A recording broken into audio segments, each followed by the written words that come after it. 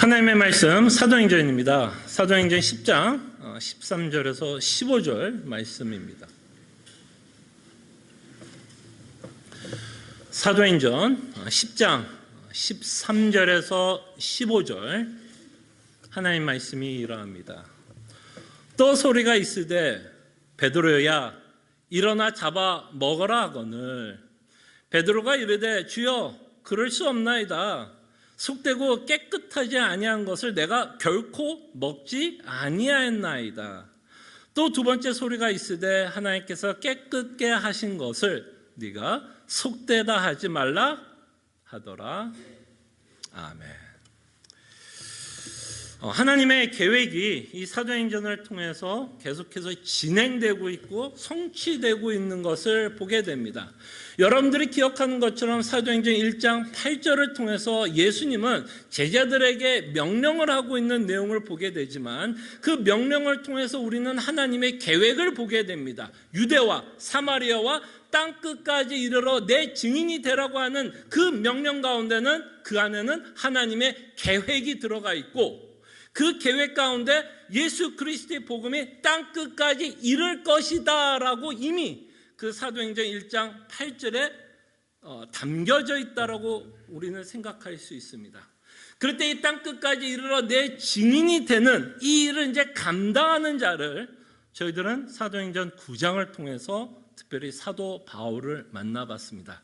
이제 앞으로 우리가 계속해서 이제 사도 바울의 선교 여행을 보게 될 것이고 예수님이 제자들에게 분부한 것처럼 땅끝까지 이르러 내 증인이 되겠다라고 하는 그 말씀이 이제는 사도 바울의 인생을 통해서 어떻게 전개되고 그 계획이 어떻게 성취되고 있는지를 저희들이 보게 될 것입니다.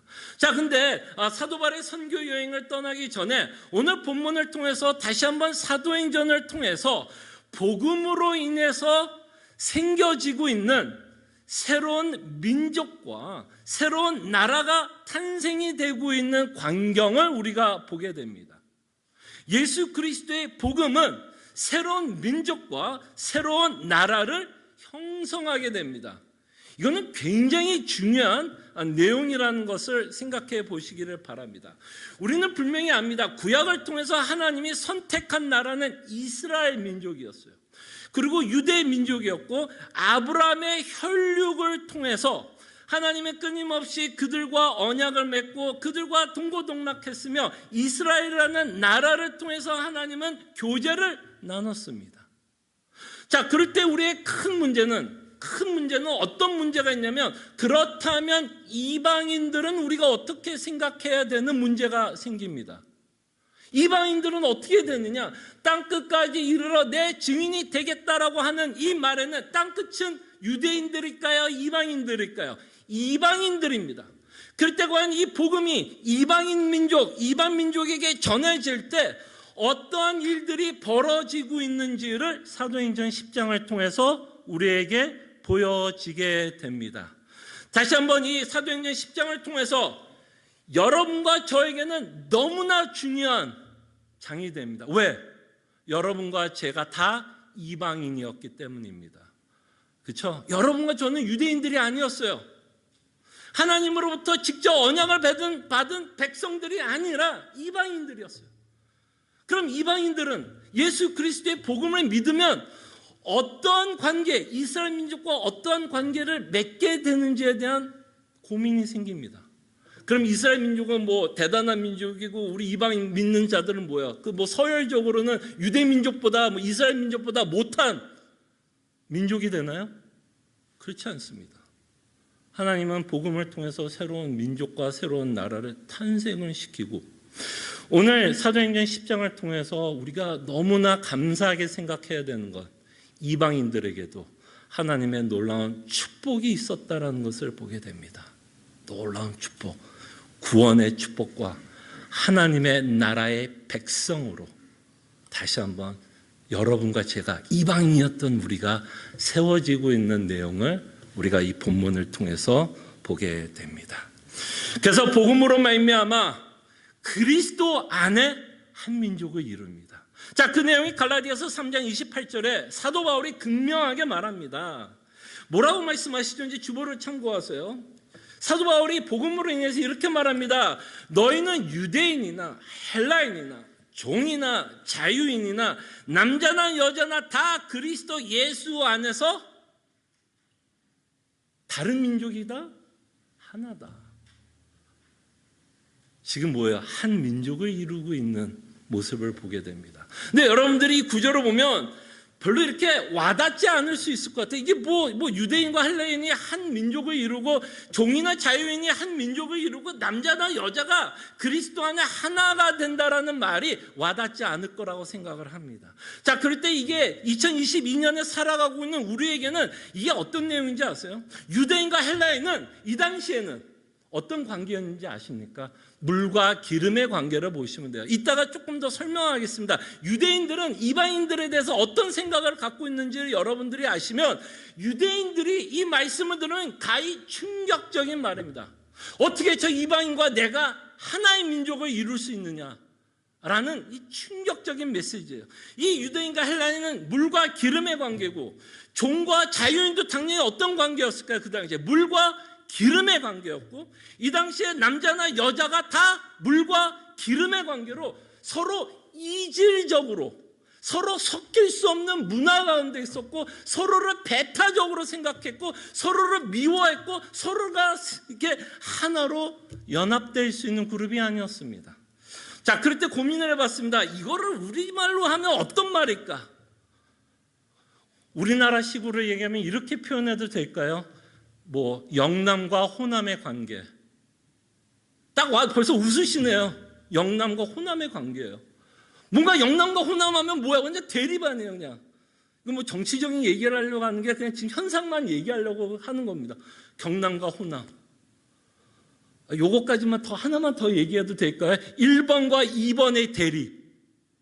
뭔가 섞일 수 없는, 뭔가 1번이 2번에 대해서 벌써 무슨 생각을 갖고 있고 2번은 1번에 대해서 무슨 얘기인지 알겠죠? 1번과 2번 얘기하면 1번은 2번에 대해서 섞일 수 없는 거라고 얘기하고 2번은 1번을 향해서 뭐라고 비판하면서 서로가 섞일 수 없는 그 관계가 지금 예수님이 뭐라고 얘기하는 거야? 하나가 된다는 거예요. 이거는 정말 충격적인 메시지입니다. 마치 이런 거죠. 내가 미워했던 자가 천국에 갔더니 있더라, 이런 얘기예요. 저 사람은 천국에 있어야 되지 않을 사람인데 갔더니 어머, 저 사람도 와니, 이런 내용을 지금 갈라디아서에서 말씀하고 있습니다. 여러분들이 천국에 가면 의아했던 사람들이 많이 앉아 있을 거예요. 아닌 것 같은데 어떻게 저자가 이 자리에 있을까? 라고 생각하는 사람, 그런 관계가 지금 갈라디아에서 그런 정말 뭐라 그럴까, 이게 융합이 될 수 없는 그 관계가 하나가 된다는 거예요. 그러니까 유대인에게도 이 말이 굉장히 충격적이었을 거고 헬라인들에게도 어떨까요? 이게 가능해? 정말 내가 저 유대인들과 하나가 될 수 있다라는 의문점이 생길 수밖에 없습니다. 그러나 그리스도 안에 하나고 예수 그리스도의 피로 말미암아 막힌 다음, 그게 이제 에베소서 2장을 읽어보시면 막힌 다음에 어떻게 돼요? 허물어졌다라고 말합니다. 더 이상 세상 전통, 문화, 정서, 그 사람에 대한 편견에 의해서 우리가 하나가 되고 갈라지는 게 아니라 우리가 하나가 되는 이유는 바로 그리스도 안에라는 것 때문에 하나가 됩니다. 자, 그러면서 베드로전서에 보면 베드로전서는 이 이방인들에 대해서도 뭐라고 말씀하는지를 보시길 바랍니다. 베드로전서 2장 9절에서 10절.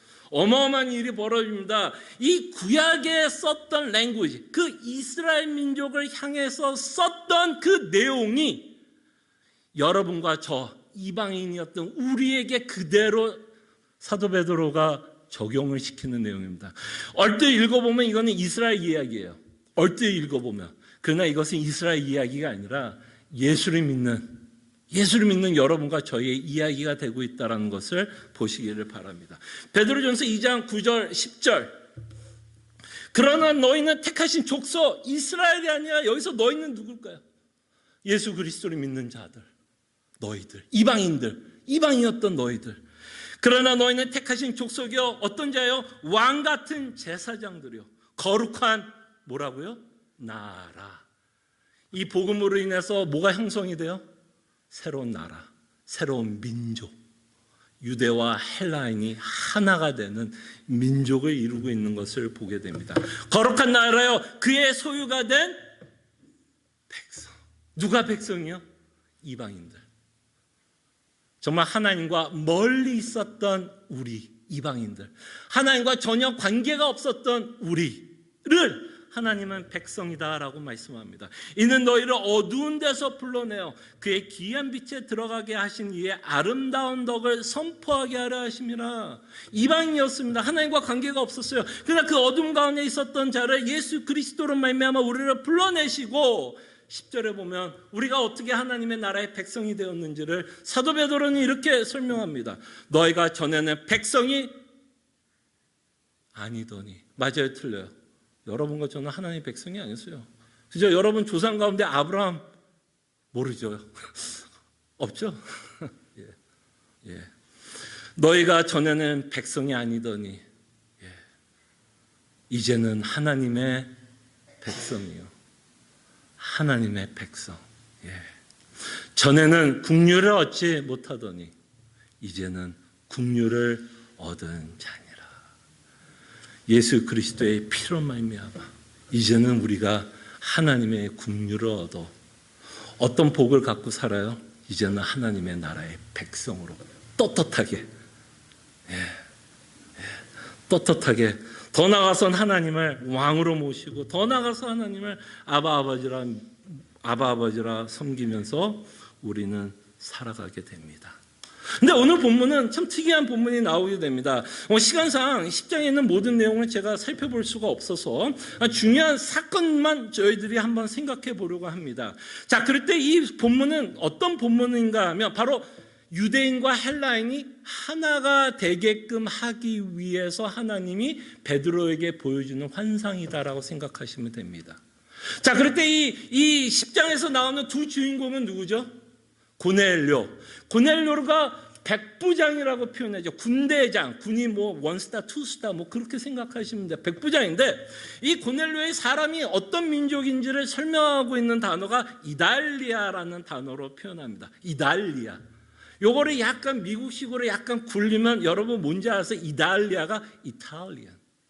어떻게 좀 비슷해? 이탈리안. 뭐예요? 발음이 너무 좋아서 지금 웃으시는 것 같아요. 이탈리안. 결국 뭐야? 이 고넬료는 헬라인이에요. 헬라인이에요. 그 다음에 베드로는 당연히 누구를 상징하는 걸까요? 유대인이었어요. 그래서 이거는 그냥 하나님이 베드로와 고넬료를 만나게 하는 사건의 개인과 개인의 문제가 아니라 이 고넬료와 베드로의 만남은 하나님의 나라를 탄생시키고 있는 한 민족을 하나님이 그 복음을 통해서 이루시려고 하는 그 과정을 우리에게 보여주고 있습니다. 그렇기 때문에 이 사도행전 10장은 너무나 유대민족에게도 중요하지만 이방이었던 여러분과 저에게는 너무나 중요한 본문이다라는 것을 보게 됩니다. 자, 여러분과 함께 생각을 해보겠습니다. 자, 하나님께서 환상으로 고넬료에게 요약을 하자면 이제 베드로라는 사람을 찾아가서 만나라고 이야기합니다. 그 말에 고넬료는 하나님의 말씀에 순종을 합니다. 순종을 해서 종을 보내서 베드로를 찾아갑니다. 근데 고넬료까지는 큰 문제가 없어요. 근데 이 말씀의 이 환상에 문제를 일으키는 자는 고넬료가 아니라 사실은 누구였냐면 유대인이었던 베드로였어요. 바로 오늘 본문을 통해서 여러분들과 함께 읽어봤던 내용입니다. 자, 이 오늘 본문을 좀 살펴보면 자, 이렇게 말씀을 하십니다. 자, 이제 환상, 이제 베드로가 어떤 상태였냐면 되게 배고팠던 시간이었고요. 그 배고팠던 베드로에게 정확하게 이걸 어떻게 표현할지 모르지만 환상이라고도 말할 수 있겠고 여러 어떤 좀 신비한 상황 가운데서 하나님이 베드로에게 이제 뭔가 메시지를 전하는데 뭐라고 말씀하냐면 먹으라고 이야기합니다. 뭔가를 먹으라고 이야기를 해요. 먹으라 이야기를 하는데 분명히 배고팠다면 뭐 했어야 될까? 저 같으면 먹으라면 땡큐 베리 마치 나 지금 배고파 죽겠는데 이거 먹으라 그러니까 하나님 감사합니다. 식기도 하고 이제 먹기 시작했겠죠. 그러나 베드로는 의외의 대답을 합니다. 의외의 대답을 하는데 베드로가 이르되 주여 그럴 수 없나이다. 하나님의 명령에 지금 불순종하고 있는 내용을 보게 됩니다. 자, 그럴 때 이 내용이 참 재미나는 건 이겁니다. 여기서 모순, 첫 번째 이 14절에 보면 뭔가 좀 모순이 있는 거 보이십니까? 자, 이 환상을 통해서 말씀하셨던 분을 뭐라고 고백하냐면 주여라고 고백합니다. 그러니까 하나님이 왕, 내 주님. 그럼 보통 그 다음에 내용은 뭐여야 될까요? 주님의 뜻을 따르겠습니다. 순종하겠습니다. 라는 말이 따라와야 되는데 사도 베드로는 어떻게 반응해요? 주여, 그럴 수 없나이다. 이게 모순이 되어 논리적으로 맞는 말이에요. 모순이 되는 말이죠. 주님이라고 고백하면 주의 뜻대로 순종을 해야죠. 그러면 이 하나님을 주님이라고 부르지 말던가. 자기 뜻대로 할 거면. 그죠? 자기 뜻대로 할 거면 하나님을 주님이라고 고백을 하지 말던가. 주님이라고 고백을 했다면 어떻게 해야 될까요? 그 말씀에 순종을 했어야 될 거라 우리는 생각해야 합니다. 그때 저는 이 본문을 보면서 이런 생각해서 왔어요. 이 베드로의 모습이 누구 모습인 것 같아요? 우리 모습 같지 않으세요? 우리는 예수님을 뭐라고 고백하죠? 주여라고 고백하고 나의 왕. 오늘 로마서를 통해서 우리가 고백한 것처럼 더 이상 내 삶이 내 것이 아니라 내 삶이 하나님의 것이라고 고백하지만 결정적인 순간에는 결국 누구를 위해서 살아요? 나를 위해서 삽니다. 하나님, 그러면 나 굶어 죽어요. 나 그러고 싶지 않아요. 나 하나님의 말씀에 순종하고 싶지 않아요. 하나님 말씀 너무 어려워요. 우리는 수만 가지 생각을 하면서 하나님을 믿습니다. 주여라고 고백은 하지만 실제적인 삶의 주인은 여전히 누구라고 생각하죠? 나라고 생각합니다. 나라고 생각해요. 여전히 내 소견에, 내 생각에 사로잡혀서 주님께서 명령하고 있는 그 명령에 순종하지 못하는 베드로의 모습을 보면서 이것은 베드로의 문제가 아니라 참 내 모습, 나의 모습을 우리가 보고 있다라고 저희들이 좀 생각해 볼 수 있을 것입니다. 우리가 주님이라고 고백한다면 주의 뜻을 따르든지, 주의 뜻을 따르지 않을 거면 예수님을 주님이라고 고백을 하지 말든지. 그럴 때 우리가 주님이라고 고백을 한다면 당연히 우리는 주의 뜻대로 살아가려고 애를 써야 할 것입니다. 자, 근데 여기서 우리가 좀 생각해 보고 싶은 건 이겁니다. 왜 베드로가 그렇다면 주여라고 고백을 하고 있지만 왜 그는 하나님의 명령을 거부했을까요? 거부했던 이유도 있을까요? 없을까요? 먹으라고 그랬는데 안 돼요 라고 이야기를 하고 있다면 분명히 베드로 안에서는 그것을 거부할 만한 자기의 소견이 있고 자신의 생각이 있었다라는 것을 우리가 좀 보게 됩니다. 자, 근데 이렇게 거부하게 된 이유 중에 하나가 있다면 사실은 하나님이 주신 구약의 수많은 율법 때문에 사실은 베드로가 거절하고 있는 것을 보게 됩니다. 자, 그럴 때 하나님이 이스라엘 민족에게 줬던 많은 율법 가운데서 다이어트에 대한 율법도 주셨어요. 이 민족에는 참 많은 하나님의 율법을 줬지만 너희들이 뭘 먹고 뭘 먹지 말아야 하는 하나님이 메뉴도 정해줬어요. 그 메뉴에 의해서 이들은 먹을 수도 있고 먹지 말아야 되는 음식이 있었다라는 것을 우리는 보게 됩니다. 자, 그럴 때 이 음식법에 대해서 제가 길게는 설명하지 않겠지만 적어도 우리는 이 정도는 알고 지나갑시다. 하나님은 이 음식법을 주면서 하나님이 어떤 법을 줬냐면 부정한 짐승이 있고 깨끗한 짐승이 있다라고 말씀을 하셨습니다. 그럼 당연히 논리적인 결론은 뭘까요? 이스라엘이 먹을 수 있는 짐승은 어떤 짐승이었을까요? 당연히 깨끗한 짐승만을 이들이 먹었어야 되고 부정한 음식은 당연히 손도 대지 말아야 될 것이고 먹지도 말아야 할 것입니다. 근데 은근히 그 부정한 음식 가운데 우리가 참 좋아하는 음식도 많이 들어가 있어요. 특별히 우리나라 사람 좋아하는 고기, 삼겹살. 그다음에 여러분 짬뽕 좋아하면 오징어. 이 당시 살았으면 우리 짬뽕도 못 먹어요. 우리가 좋아하는 삼겹살도 못 먹습니다. 어쨌든 하나님이 이런 부정한 음식을 주면서 먹을 음식이 있고 먹지 못할 음식이 있었습니다. 자, 그럴 때 하나님이 환상 가운데 베드로에게 보여주셨던 그 보자기 안에 들었던 짐승이 어떤 짐승이었냐면 부정한 짐승이었어요.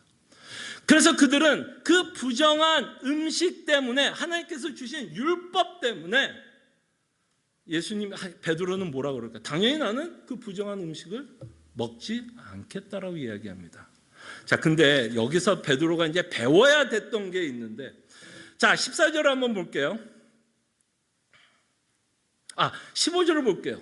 자, 15절이 중요해요. 15절에 뭐라 그러죠? 또 두 번째, 사도 베드로는 자기 소신도 있어요. 절대로 한 번에 순종하지 않습니다.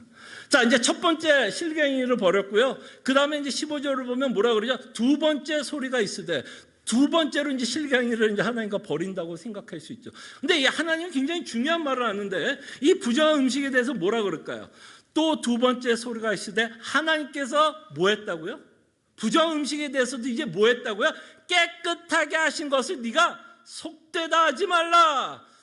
예수님이 지금, 하나님이 지금 뭐를 염두에 두면서 그 부정한 음식이 깨끗해졌다라고 말을 하는 걸까요? 이게 지금 짐승에 관해서, 먹을 음식에 관해서 지금 예수님이 그냥 베드로에게 너 이거 먹으면 안 돼, 뭐 이거 먹어도 돼 얘기하는 걸까요? 아닙니다. 이건 철저하게 예수 그리스도의 복음에 관한 내용을 우리에게 말씀하고 있고, 너희들이 생각했던 그 부정한 음식이 깨끗해졌다라고 하는 이 말에는 결국 우리로 하여금 예수 그리스도의 보혈의 피를 상기시켜주고, 그리스도의 피로 말미암아 그 부정한 음식이 이제는 뭐해졌다는 거야? 깨끗해졌다라는 거야.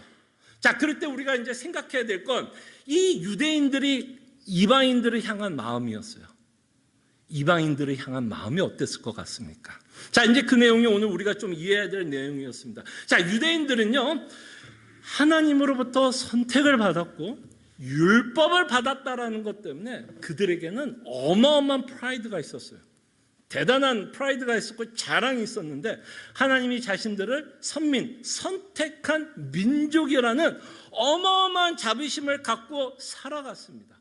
그리고 그들은 끊임없이 하나님께서 율법을 주는 것으로 통해서 자신이 얼마나 하나님으로부터 선택을 받은 민족인 것을 알게 됩니다. 자, 그럼 여기까지는 괜찮아. 오케이. 뭐 하나님께서 자신을 선택하셔서 뭐 하나님의 나라를 만들고 율법을 주는 것까지는 생각할 수 있는데, 이 생각이 이방인들을 향해서는 어떤 마음을 갖게 했을까요? 이방인들을 향해서는 굉장히 폄하하는, 나는 선민이고 너희들은 아무것도 아닌 것처럼. 그래서 여러분들이 복음서를 읽다 보면 이 제자들도 이방인들을 향해서 어떤 식으로 생각을 하냐면, 동물로 생각할 때 있죠. 개 같다라고 생각할 때가 많았어요. 그래서 여러분, 사마리아의 여인의 사건을 여러분 기억하시면, 제자들이 사마리아에 들어가서 여인을 만나는 것도 굉장히 불편해하는 것을 보게 됩니다. 왜? 사마리아인들이 유대 민족이었지만 누구의 피가 섞였기 때문에, 바벨론의 포로로 인해서 우리나라가 한민족 피 아니에요. 단일 민족 아닙니다. 우리의 피에는 수많은 민족의 피가 흐르고 있어요. 그런 것처럼 유대인들 가운데서도 이방인의 피가 흐르고 있었기 때문에 그들을 굉장히 무시하고 폄하하고 굉장히 우습게 생각하고 있었다라는 것을 저희들이 보게 됩니다. 그 다음에 이들이 율법을 통해서 이들은 또 무슨 생각을 했냐면, 이 율법 때문에 자신들은 굉장히 깨끗한 자라고 생각을 했어요. 이 율법 때문에 굉장히 자신들은 거룩한 자라고 생각을 했습니다. 여러분들 혹시 기억나십니까? 예수님을 찾아갔던 한 청년이 있었어요. 한 청년이 찾아가서 이 예수에게 뭐라고 물어보냐면, 선생님이요, 내가 어떻게 하면 영생을 받을 수 있습니까? 라고 물어봤더니, 그럴 때 예수님이 간단하게 정리를 합니다. 너가 십계명을 지켰냐라고 말합니다. 뭐 간음했냐, 도둑질했냐, 부모 잘 섬기느냐, 그런 십계명을 얘기했더니 이 청년은 뭐라고 대답했나요? 다 지켰다라고 대답을 합니다. 야, 이런 교만도 없죠. 근데 이 내용은 사실 사도 바울의 인생을 통해서도 우리는 보게 됩니다. 사도 바울이 예수를 믿기 전에 어떤 말을 했죠? 율법에는 흠이 없다라고 생각합니다. 그러니까 유대인들에게는 자신들이 율법을 받아 율법을 굉장히 잘 지킨다라고 잘 지킨다고 생각합니다. 자, 그럴 때 여러분, 우리가 수요 성경 공부를 통해서 저희들 십계명을 공부합니다. 여러분, 이 십계명을 통해서 우리가 지금 공부하고 있는 내용들을 곰곰이 생각해 보면, 예수님이 또는 하나님이 율법을 줬을 때 외형적인 법을 지키는 것을 가지고 법을 지켰다라고 얘기하지 않습니다. 살인하지 말라라고 이야기했을 때 우리 생각에는 내가 한 번도 사람을 죽인 적이 없기 때문에 이 6계명만큼은 내가 죄를 안 지었다라고 생각할 수 있지만 예수님은 우리의 한꺼풀 더 벗기죠. 그 율법이 갖고 있는 진정 의미를 벗깁니다. 뭐까지 하면 살인을 했다라고 말씀하냐면 너가 분노했다면. 근데 여러분, 왜 예수님이 분노에 대해서 이야기하신지 아십니까? 왜 예수님은 누군가를 살인할 때 너가 분노했다면 저 상대를 향해서 화가 났고 저 사람을 무시했고 그렇다면 너희들은 왜 살인을 했다라고 말하는지 아십니까? 그때 여러분, 살인은 동기가 뭐라고 생각하십니까? 살인의 동기가 뭐였을까요? 그 동기는 분노였어요. 대부분의 경우는 물론 시대가 너무 악해서 그냥 묻지마 살인도 있어요. 알겠습니다. 그러나 보편적으로 사람이 사람을 죽일 때는 그 안에 어떤 마음이 있기 때문에 그 사람을 향한 분노가 있기 때문에. 그래서 예수님은 사람을 그냥 외형적으로 죽이는 것만이 6계명을 그저 외형적으로 죽이는 것만을 율법을 말한 게 아니라 네 마음까지도 말씀합니다. 그러니까 이들이 깨닫지 못한 건 뭐야? 이들이 얼마나 죄인인 걸. 이 바리새인들, 유대인들은 자신들이 그냥 율법을 지킨다고 생각해서 의롭다고 생각했지만 예수님의 눈에는 이들은 이방인이나 유대인들이나 다 똑같은 더러운 부정적인 짐승이었습니다. 사실은. 그런 자들에게 지금 예수님은 베드로에게 말합니다. 베드로는 먹었어야 돼요. 그 먹었음으로 통해서 예수님이 어떠한 계획을 갖고 있었는지를 베드로는 배웠어야 돼요. 베드로가, 제 생각에는 베드로가 하나님의 계획을 받아들이는데 굉장히 어려웠을 거라고 생각을 합니다. 왜? 그도 유대인이었기 때문에.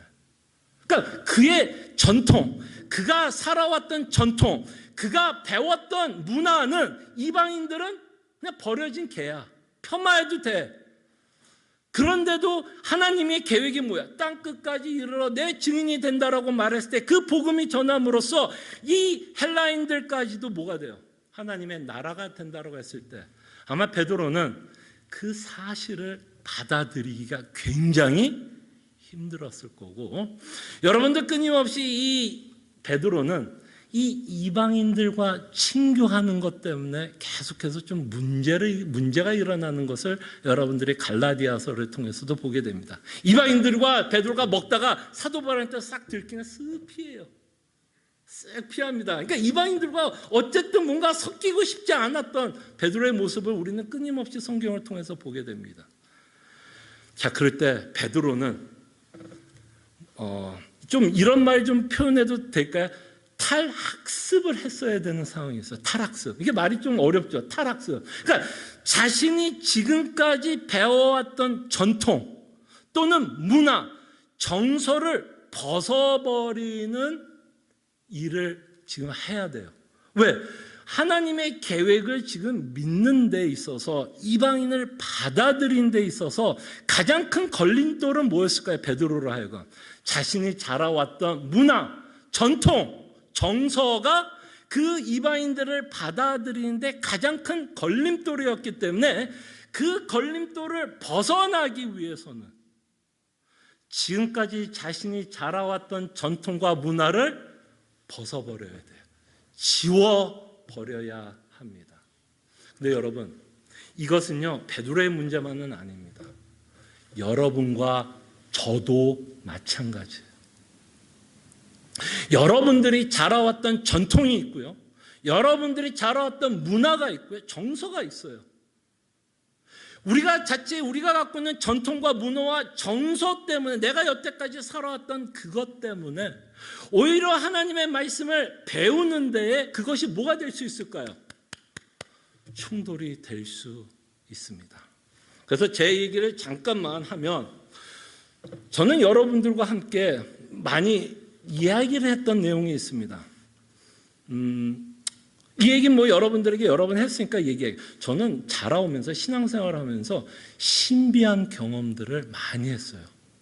제가 직접 신비한 경험을 했다라기보다는 제 주변에 참 이렇게 고린도 전서에 나오는 그런 은사들 있는지 없는지 신학적인 얘기는 다음에 얘기하더라도 어쨌든 제 주변에 그런 신비한 은사를 가지신 분들이 있어서 제 앞에서 그런 일을 많이 했고, 저는 그것이 굉장히 옳다라고 생각을 했어요. 그리고 그런 은사를 받은 자들로 인해서 선한 영향력을 안 받은 것은 아니었습니다. 제 경험을 제가 무시할 수 있을까요? 없을까요? 제가 경험한 거니까 당연히 무시가 안 되죠. 근데 이제 문제는 뭐냐면 이렇게 은사를 받은 자들을 의식하고 의지하다 보니까 오히려 하나님의 말씀과 멀어지고 있고, 오히려 내가 어떤 문제가 있을 때 은사를 받은 자들을 제가 찾아가고 있는 모습을 보게 됩니다. 그러면서 제 신앙이 자라나면서 제가 어떤 말을 이제 배우게 되냐면, 보편적으로 하나님이 주시는 은혜의 수단에 대해서 공부를 하게 됩니다. 저는 보편적인 은혜의 수단이라 그러면 저는 그 은사받은 자들이 베푸는 은혜라고 생각을 많이 했어요. 왜? 그런 경험을 저는 했기 때문에. 그럼 이들은 어떤 특별한 사람들을 통해서 뭔가를 은혜를 받는다라고 저는 생각을 했기 때문에, 뭔가 은혜를 받으면 이 특별한 사람들을 찾아가야 된다고 생각을 했습니다.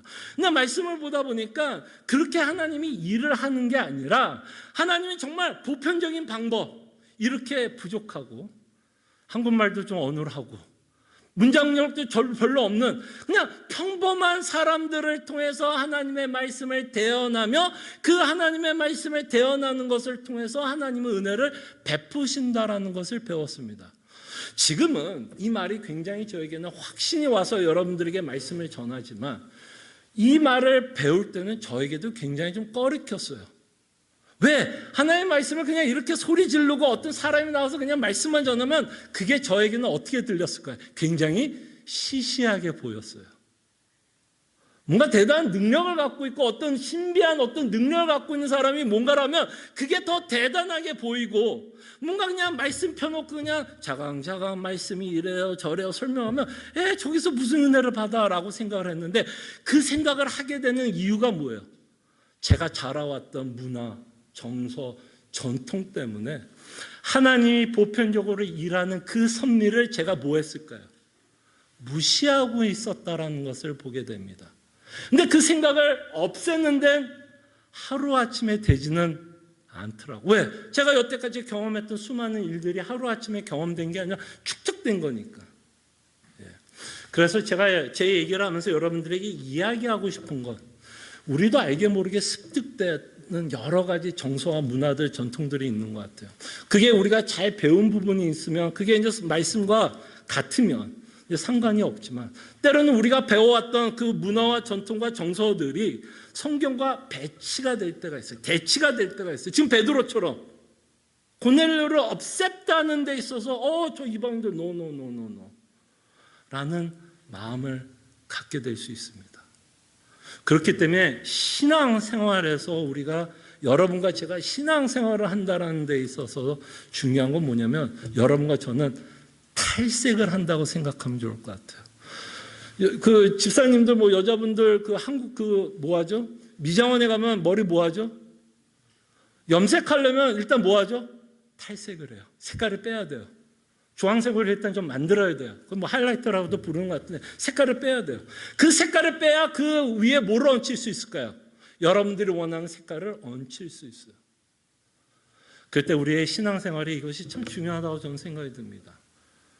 우리가 자라왔던 전통, 문화와 정서가 말씀과 대치가 된다면 우리는 다시 한번 다시 한번 탈학습, 벗어버리고 지워버리고 하나님이 원하시는 그 내용을 믿어야 돼요. 그렇기 때문에 베드로가 하나님의 계획 또는 하나님이 깨끗하게 하셨다라고 하는 그 말씀이 이해가 안 되고 믿어지지 않으니까 주여라고 고백하면서 그러지 못하고 있는 모습을 저희들이 보게 됩니다. 그래서 오늘 본문을 좀 정리하면 두 가지만 본문을 정리하겠습니다. 이 고넬료의 사건을 통해서 하나님은 새로운 민족을 형성하고 있는, 그런 말미암아 여러분과 저는 서자가 아닙니다.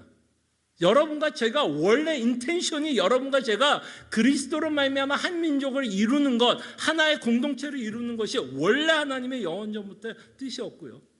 그 다음에 두 번째로 좀 정리하기 원하는 건, 우리 안에 베드로와 같은 신앙생활을 하고 있는지, 우리가 혹시 지워버리고 벗어버려야 되는 우리의 생각이 있는지를 저희들이 본문을 통해서 저희들이 좀 생각해 봤으면 합니다. 기도하죠.